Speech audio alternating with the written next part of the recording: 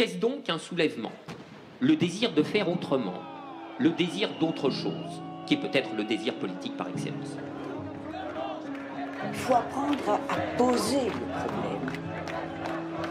Comment échapper aux évidences? Penser la situation d'aujourd'hui non comme une espèce de progrès qui aurait mal tourné, mais comme hérité d'un désastre.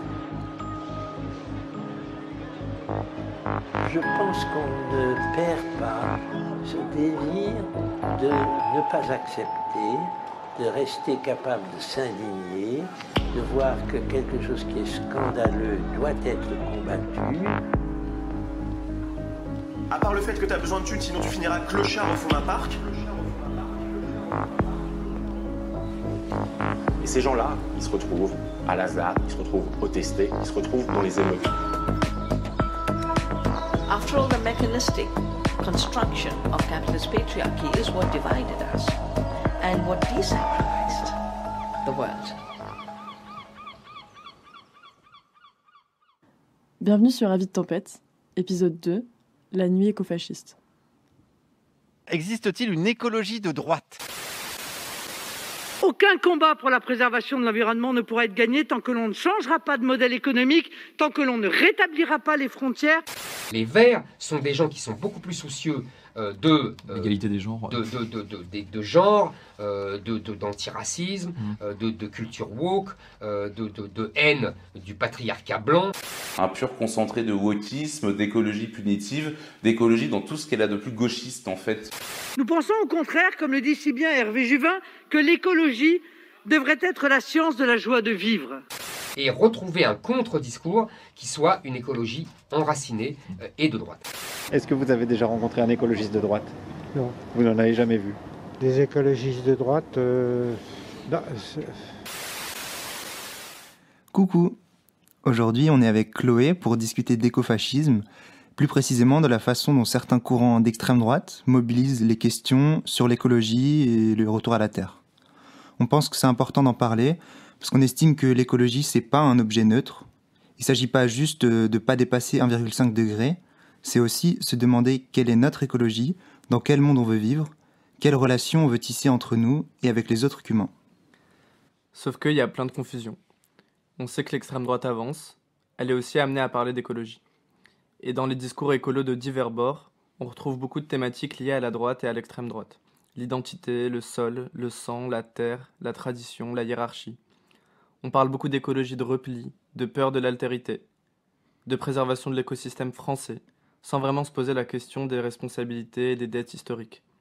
On pense que c'est important d'en parler, pour pas laisser l'extrême droite faire de la nature quelque chose de figé qui légitime les hiérarchies. Au contraire, on aimerait défendre une écologie émancipatrice pour toutes et tous. C'est pour ça qu'on voulait discuter avec Chloé, militante écologiste qui a travaillé sur ces questions. Salut Chloé. Salut. Est-ce que tu peux nous dire en quelques mots pourquoi tu t'intéresses à l'écofascisme ? Moi, j'étais étudiante l'année dernière et j'ai fait du coup mon mémoire en partie sur la question de l'écofascisme. On est dans une année électorale et que de manière assez évidente, l'extrême droite gagne énormément de terrain et banalise son discours. Donc en tant que militante écolo aussi, je me suis posé la question de qu'est-ce que je pouvais avoir à dire autour de l'écologie. Est-ce qu'il n'y avait pas des arguments fascistes dans certains discours écolos, etc. Donc c'est parti d'un questionnement politique et personnel, mais que je retrouvais chez plein d'autres personnes. Et je pense que tout comme il y a des arguments d'extrême droite qui tendent à se banaliser de partout, il y a aussi quelques visions, quelques pensées qui peuvent être de l'ordre de ce que j'appelle une écologie fasciste et que du coup on a intérêt à les identifier, voir quelles sont les dynamiques et les rhétoriques et quelles sont les actions aussi, là où ça se déploie, etc. Ok. Mais du coup, pour commencer, question un peu de base, c'est quoi l'écofascisme? D'où ça vient? Bonne question. En gros, il y a plusieurs utilisations du terme écofasciste. Déjà, c'est un terme qui rend un peu curieux parce que c'est pas forcément l'écologie qu'on associe le plus volontiers au fascisme et inversement. Notamment parce que historiquement, les régimes fascistes qu'on connaît, ils ont plutôt été ultra polluants, ultra productivistes, etc. Donc le terme écofasciste ne remet pas du tout ça en cause. L'écofascisme, c'est plutôt une branche mineure de l'extrême droite qui en fait a développé un discours environnementaliste, de préservation de tout un tas d'espèces, de milieux, etc. notamment, et qui base une partie de sa rhétorique autour de l'identité, du rapport au territoire, sur des arguments qui peuvent se classer comme écologistes. Et du coup, c'est un courant mineur dans le sens où il n'y a pas de parti écofasciste aujourd'hui, mais il y a bien des mouvements qui existent, et dans les fabriques à idéologie de l'extrême droite, donc on pourra en reparler, je pense, mais il y a quand même des idéologues en fait écofascistes qui font ces liens et qui développent ça avec une certaine cohérence. Donc c'est pas juste du fascisme repeint en vert. Vas-y, tu peux nous dire un peu c'est qui ces gens-là, qu'est-ce qu'ils écrivent, qu'est-ce qu'ils racontent? Pour caractériser un peu, du coup, on va dire que c'est un courant d'extrême droite qui a une histoire, en fait, et qui a construit une sorte de corpus de textes, de références, d'imaginaire écofasciste. Donc, je pense qu'on pourrait sûrement le retracer aussi avant, etc. Mais en tout cas, en Europe, moi, j'avais lu pas mal de choses dans les années 30, ce qui se passait en Allemagne. Et en fait, pendant la naissance du nazisme, il y a quelque chose qu'on peut identifier comme une sorte d'environnementalisme d'extrême droite très réactionnaire. En fait, très brièvement, dans les années 30, de ce que je comprends, il y a un déclin en Allemagne parce que c'est une Allemagne vaincue, parce qu'il y a beaucoup d'exode rural, donc il y a beaucoup de nouvelles populations qui se retrouvent déracinées en ville. Il y a la bourgeoisie qui perd un peu de sa puissance économique parce qu'on est en pleine crise économique. Et il y a la jeunesse qui grandit dans un pays qui a connu une défaite.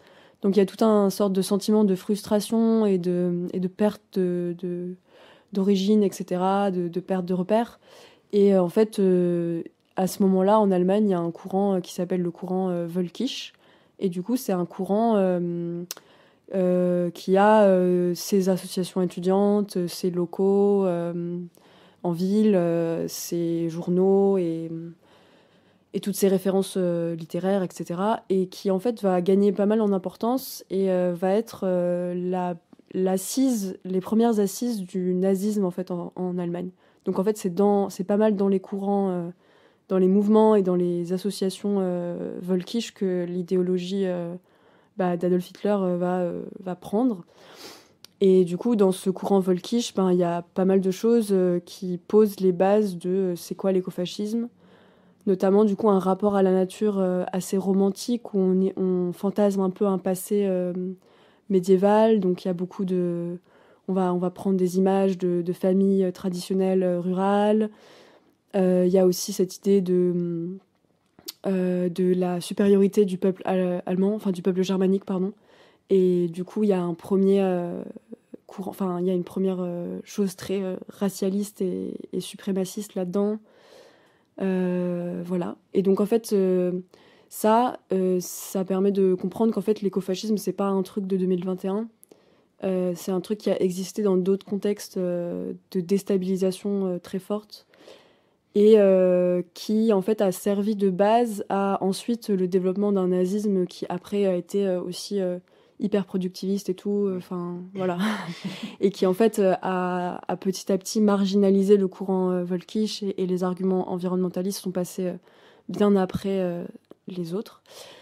Mais historiquement, il y a quand même, des affinités entre les deux. Et en fait, de manière plus générale, il y a plein d'affinités entre l'extrême droite et la nature, de manière, en tant qu'idée. Parce que la nature, c'est aussi potentiellement quelque chose de figé, de conservateur, d'essentialisé. Et donc, en fait, ça peut servir tous les arguments d'une politique raciste qui cherche à être antiféministe, voilà, et conservatrice. La nature de l'idéologie Völkisch a vite laissé la place à la Volkswagen et à la première autoroute nazie. C'est clair, c'est clair. En plus, folkish, c'est populaire. Ouais. Le folk, c'est une idée du peuple qui est... je sais pas trop comment on pourrait le traduire en français, c'est un peu intraduisible en fait, mais ouais, c'est un peu l'idée du peuple germanique.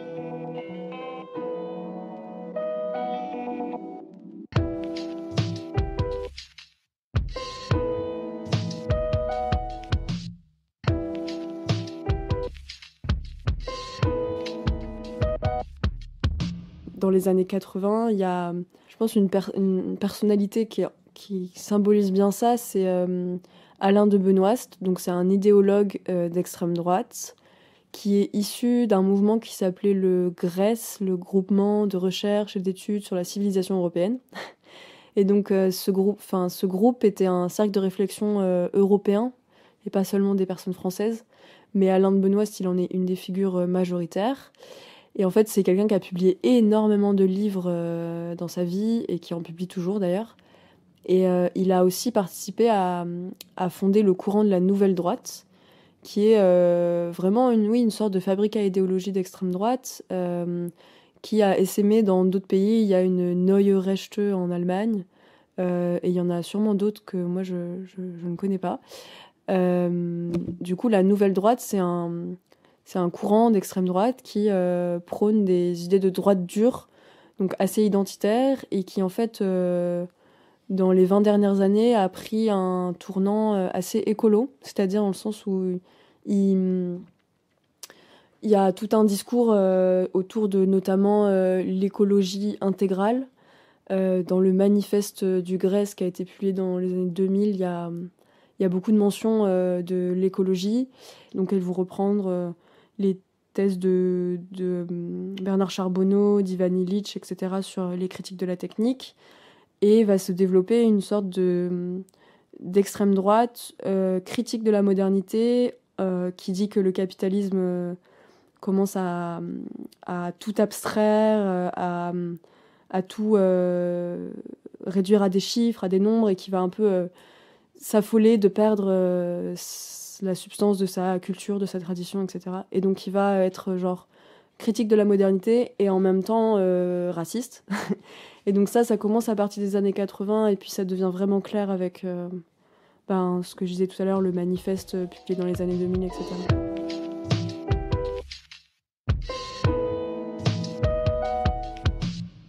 Je pense qu'on pourrait parler de 3 choses aujourd'hui. Donc il y a toujours ce courant un peu, les intellos de l'extrême droite, si on veut. Donc Alain Benoist en est un exemple, mec qui publie énormément de livres, qui est auditionné comme d'autres auteurs, etc. Et dont va être issu, par exemple, quelqu'un comme Hervé Juvin. Du coup, Hervé Juvin, c'est un peu le monsieur écologie de Marine Le Pen. Et en fait, lui, il est assez proche des idées et des courants de la nouvelle droite. Il était par exemple invité à l'Institut Iliade pour un colloque. Donc, l'Institut Iliade, c'est en fait un sorte de colloque qui a lieu chaque année dans des grands salons parisiens. Et c'est un peu le colloque de l'extrême droite élitiste.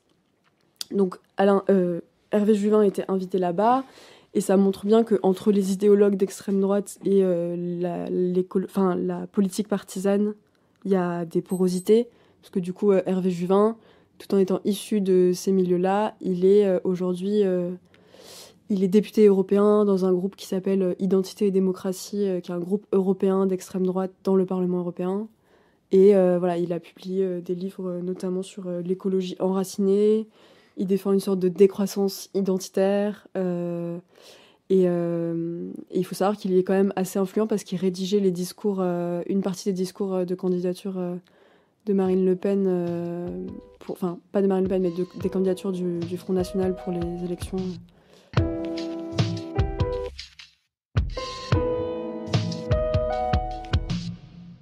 Du coup, on avait l'extrême droite élitiste intellectuelle, on a cette extrême droite partisane qui commence à développer un discours d'écologie qui n'est pas juste du greenwashing, qui en fait a quand même un certain discours. Ce qui est très compliqué, c'est qu'il y a aussi des climato-sceptiques au FN, donc je ne sais pas comment ils s'entendent là-dedans.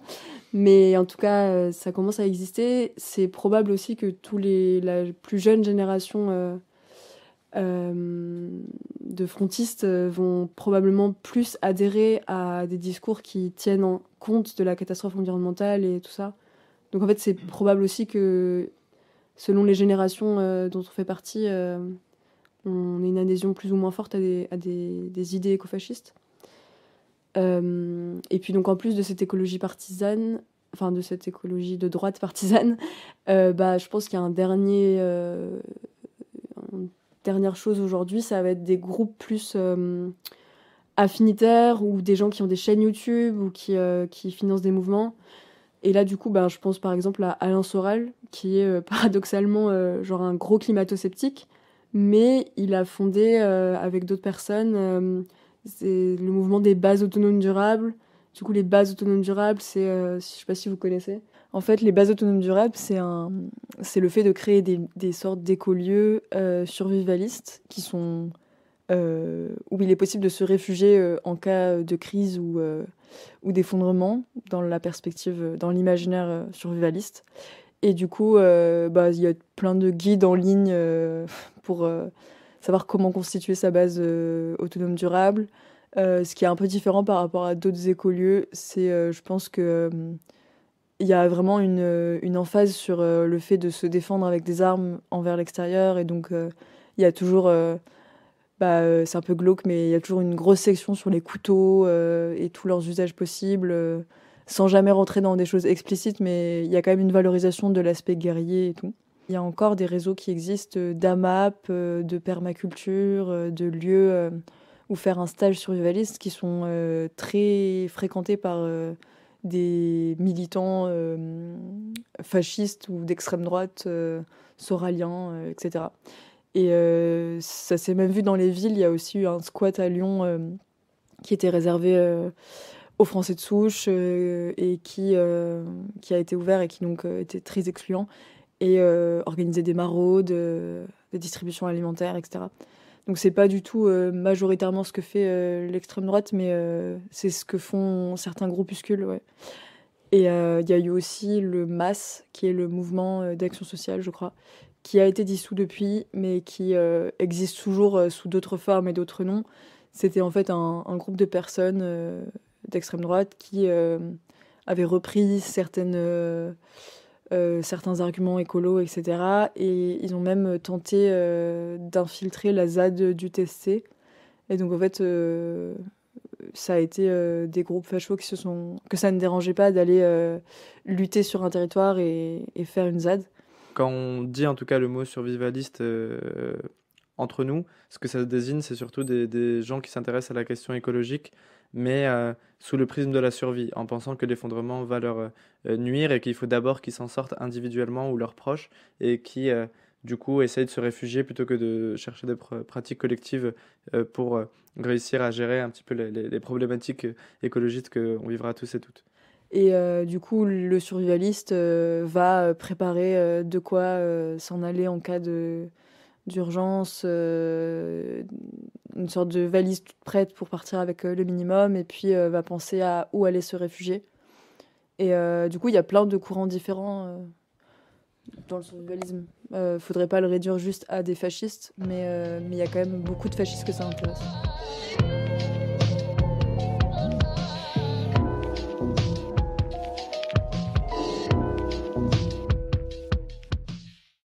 Et du coup, de quelle manière l'extrême droite a réussi à se réapproprier tous ces thèmes écologistes et comment elle les développe?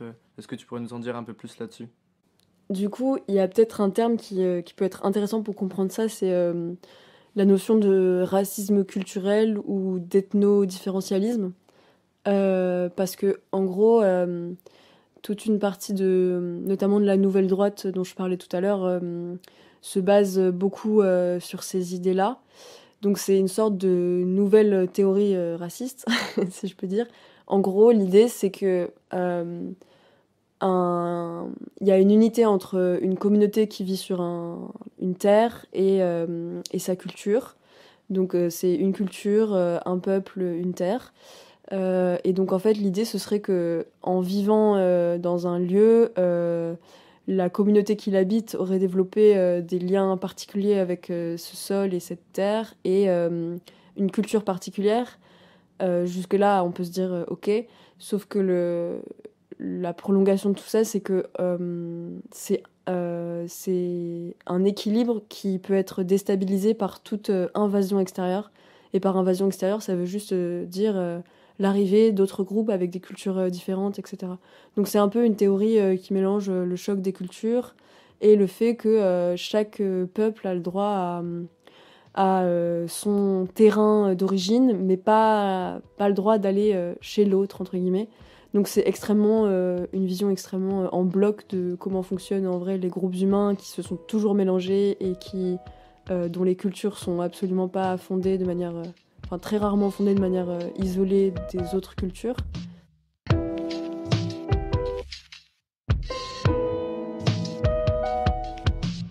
En gros, j'ai l'impression qu'il y a plusieurs choses qui vont être défendues par les écofascistes. Il va y avoir notamment l'idée de revenir à des formes de vie communautaires. C'est peut-être là qu'il y a le plus de choses un peu approfondies sur comment vivre et comment habiter un espace. Et donc... il va y avoir donc ce retour à des formes de vie plus communautaires, retrouver une autonomie par rapport à certains circuits mondialisés. Et là, on parle surtout d'une question de la mondialisation, mais pas forcément de la marchandise, comment fonctionne le capital, etc. C'est surtout lutter contre la démesure, en fait, et pas tellement lutter contre les rapports capitalistes. Il va y avoir l'idée de se reconnecter avec une nature idéalisée, romantique, etc. Et donc, il va y avoir du côté par exemple d'Hervé Juvin, en termes vraiment politiques, lutter contre les éoliennes parce que ça abîme le paysage français et qu'il y a une sorte de nécessité à préserver des paysages qui véhiculent des affects, une force de la nature magnifique, inchangée, intouchée. Il va y avoir une défense des paysages français, il va y avoir une très forte défense en fait, de la ruralité, une défense du paysan français, du chasseur aussi, sans commentaire. Et en plus de ces formes de vie communautaire, etc., il va y avoir la peur un peu agitée par tous les idéologues et ceux qui prônent... Ces arguments-là, c'est la peur de la bombe démographique, donc de l'explosion du nombre de migrants climatiques, qui en fait pourraient venir en France et mettre en danger les équilibres de l'écosystème français, donc faire peser une pression supplémentaire sur les ressources. Mais en plus de cet argument purement, on pourrait dire, écologique en termes de ressources, il y a aussi la peur que ça déstabilise la culture. Et donc là, on retrouve un peu les thèmes classiques du grand remplacement, parce que en fait, les migrants seraient poussés hors de chez eux par des, entre guillemets, bonnes raisons, puisque les écofascistes vont reconnaître la dégradation des ressources, le fait que des gens ont besoin de partir de là où ils sont pour des raisons climatiques notamment, mais tout en reconnaissant le fait qu'il y a effectivement une dégradation environnementale. Il n'y a pas de notion de responsabilité ou d'idée qu'on devrait engager des solidarités internationales pour faire face à ça. Ok. Tu nous as dit que l'écofascisme entretenait une vision de l'histoire assez particulière, parfois une sorte d'inversion de genre qui subit le mouvement de l'histoire. Par exemple, si on regarde sur... quelle est la vision de la culture qui va être mise en avant, notamment par l'Institut Iliade et tout ce qui va être glorifié. Ça va souvent être des références assez médiévales, voire de la Grèce antique. Et du coup, pour l'idée de la grandeur de la civilisation européenne, etc., il y a presque l'âge des chevaliers, avec les pique-niques en forêt. Et voilà. Et en fait, c'est marrant parce que cet imaginaire-là, c'est pas vraiment de là... c'est pas ce qui est le plus frappant pour comprendre le paysage qu'on regarde aujourd'hui depuis sa fenêtre. On aurait plus tendance à se dire que ce qui a marqué notre environnement, c'est surtout la révolution industrielle, le colonialisme, etc. Et du coup, bizarrement, les références au passé, c'est pas des références au... Enfin, en fait, c'est des références qui font comme si la période de développement industriel n'avait pas vraiment existé, ou elle avait toujours été rejetée. Et du coup, j'ai l'impression que en se basant sur ce passé-là, ça permet de faire référence à un passé où il n'y avait peut-être pas encore la colonisation, etc. et où en fait du coup c'est plus légitime de défendre une identité française. Dans le contexte actuel, c'est difficile de défendre l'époque coloniale française, quoi. Donc après, je sais pas, c'est juste une intuition, mais en tout cas, il y a un peu cette espèce d'ellipse historique où en fait on traite pas vraiment de la colonisation, et quand c'est traité, c'est souvent pour dire il y en a marre de cet Occident qui s'auto-culpabilise et qui se morfond sur sa responsabilité, allons de l'avant, voilà. Donc il y a un peu de ça. Et après, l'autre truc un peu manifeste, c'est quand même d'en arriver à, pour des idéologues d'extrême droite, de dire qu'on est quasiment dans une situation de colonisation inversée, où en fait il y a trop de migrants à nos portes qui viennent, pas forcément comme des conquérants, mais par leur nombre, faire le grand remplacement, quoi. Et donc en fait, c'est assez absurde quand même d'en arriver à inverser les victimes et les agents de la colonisation. Et pour faire ça, c'est clair qu'il y a une vision de l'histoire très particulière. Et puis aussi, par exemple, par rapport au diagnostic de la catastrophe dans laquelle on est, il y a la principale raison, le principal problème, c'est toujours l'immigration, en fait. Et du coup, c'est comme si... quel est le problème? Le plus gros problème aujourd'hui, c'est pas le changement climatique et tous ses effets, c'est en fait l'immigration. Et en fait, c'est un peu confondre la cause et les effets. C'est comme si au final, la chose la plus importante, c'était l'effet, c'est-à-dire qu'il y a des personnes qui soient obligées de fuir leur milieu de vie. Et la cause, le capitalisme, quoi. La cause n'est pas tellement attaquée, en fait. Chez les écofascistes, il y a une conscience de la crise écologique, du besoin de s'enraciner, mais pas du point de vue tellement d'une crise globale, etc. C'est plutôt vu à partir de leur territoire. Donc c'est plutôt le prisme de ce qui se passe dans le territoire et dans le paysage que le prisme du changement climatique, en fait. L'une des choses qu'on disait là, pendant tout cet entretien sur l'écofascisme, c'est que en fait, si les questions identitaires fonctionnent et sont aussi présentes dans la société, et qu'elles arrivent à capter tout un ensemble de personnes qui ne sont pas directement des gros fachos et qui pourtant votent pour le Rassemblement national, qui sont vachement intéressés par une candidature d'Éric Zemmour, c'est que on touche à quelque chose qui est de l'ordre de la perte. L'identité, c'est une question importante. La tradition, c'est une question importante. Je sais que toi, tu t'es intéressé un petit peu à la question de la tradition. Et en fait, on ne peut pas abandonner ces thématiques-là. Simplement du fait que pour l'instant elles sont accaparées par la droite et qu'elles se fondent sur des bases racistes et il peut y avoir rien de raciste et au contraire des choses vachement intéressantes à puiser dans la tradition, dans la coutume.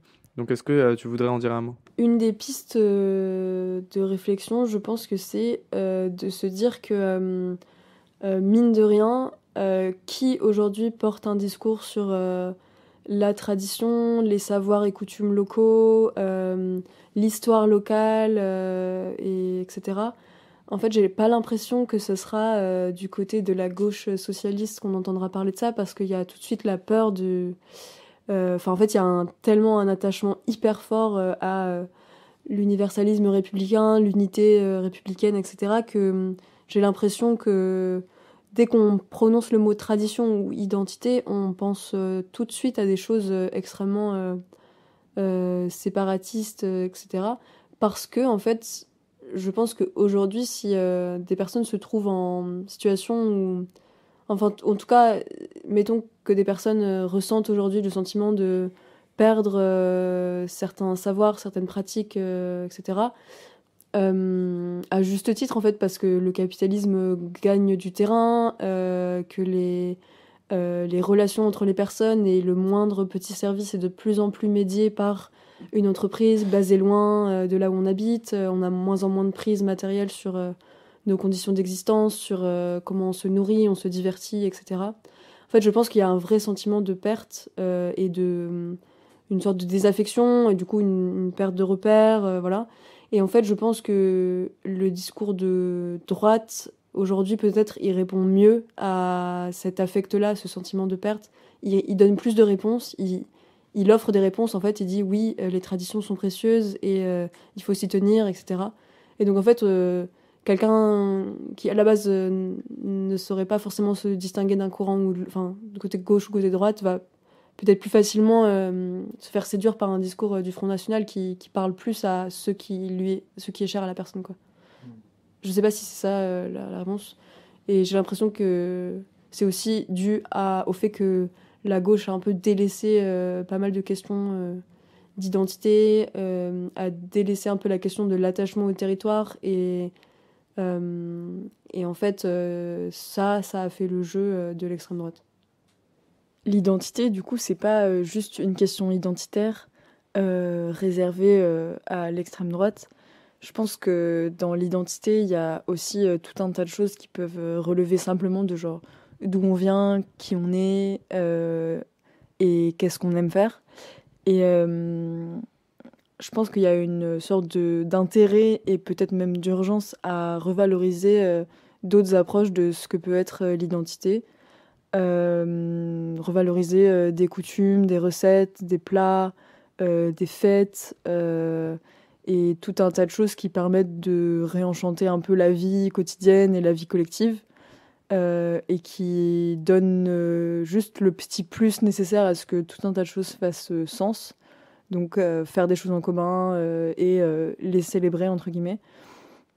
Je pense que ça pourrait participer à faire sortir un peu certaines personnes de leur sentiment que tout le monde est trop individualiste et qu'il n'y a plus trop d'intérêt à trouver dans des choses communes.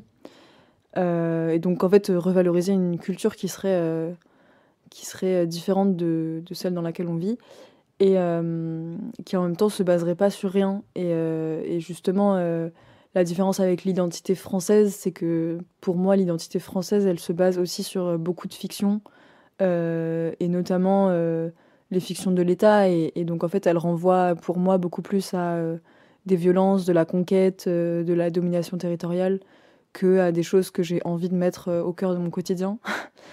Et donc, en fait, il y a des choses aujourd'hui qui peuvent être revendiquées sous le nom de l'identité, qui pourraient paraître beaucoup plus légitimes, parce qu'elles n'ont pas vocation à dominer ailleurs, parce qu'elles n'ont pas vocation à se refermer sur elles-mêmes, et au contraire, plutôt que de devenir hégémoniques, elles visent surtout à revaloriser leur lien avec là où elles habitent. En fait, il y a une pluralité de façons de rentrer en contact avec d'autres cultures. On n'est pas obligé d'être dans un rapport colonial ou exterminateur à l'autre. Il y a aussi beaucoup de manières de rentrer en relation avec le monde non humain, voire végétal. Et donc toi, tu trouves où des inspirations politiques pour repenser l'attachement au territoire, pourquoi pas la tradition ? Je trouve qu'on ne peut pas se passer de regarder du côté de ce que c'est que le racisme environnemental et de son empreinte partout autour de nous aujourd'hui. Même dans une ville comme Paris, on peut voir des traces très flagrantes de racisme environnemental, c'est-à-dire que c'est les populations les plus défavorisées qui vont habiter les endroits les plus pollués, les bâtiments avec des matières dangereuses, etc.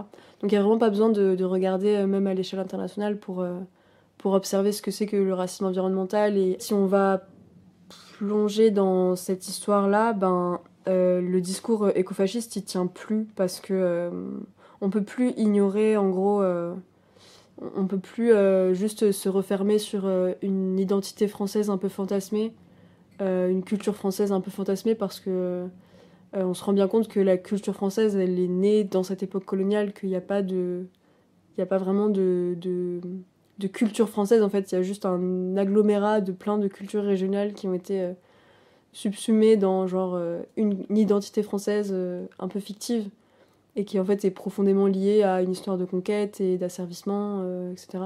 Et du coup, aujourd'hui, il y a des mouvements régionalistes ou autres qui ont une histoire de persécution par l'État français, etc.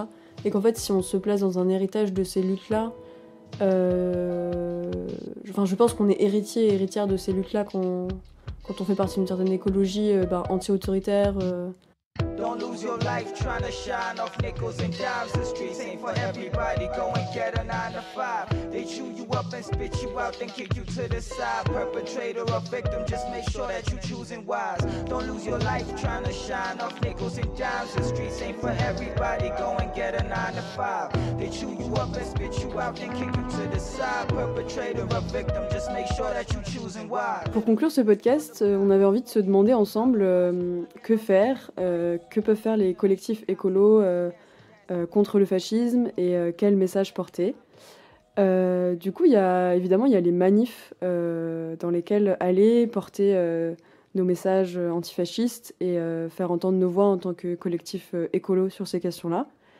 Il y a aussi tous les meetings politiques de cette année à aller se beler ou des lieux où être présent. Et puis, il y a des collectifs déjà mobilisés sur ces questions-là avec lesquels on pourrait faire des liens aussi. Et vous, est-ce que vous voyez d'autres choses à faire ? J'ai l'impression qu'il y a des groupes antifascistes dans beaucoup de grandes villes. Et il y a plein de choses. On l'a dit beaucoup dans le podcast qu'en ce moment, il y a plein de thèmes qui sont appropriés en posant les questions extrêmement mal, notamment l'écologie, mais même plein d'autres problèmes sur les migrants, genre sur la répression de l'État français à Calais, à la frontière italienne. À Briançon, il y a des gens qui s'organisent, il y a des luttes qui sont possibles de rejoindre.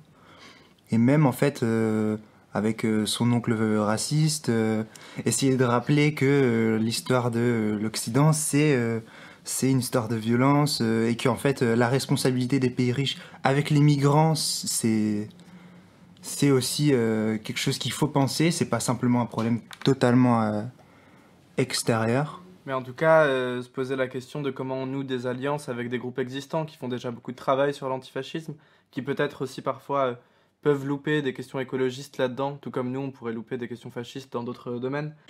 Et puis, il y a tout ce qu'on s'est dit dans ce podcast. Ne pas laisser de côté la question de l'appartenance, du territoire, de l'identité et des coutumes à la droite et à l'extrême droite. Se mettre à l'écoute de ce qui nous relie et le mettre au centre de nos luttes. Se tenir à distance des imaginaires et des réflexes racistes. Et puis prendre conscience surtout qu'on ne peut pas se contenter de cette prétendue culture française, complètement façonnée par les effets de la colonisation.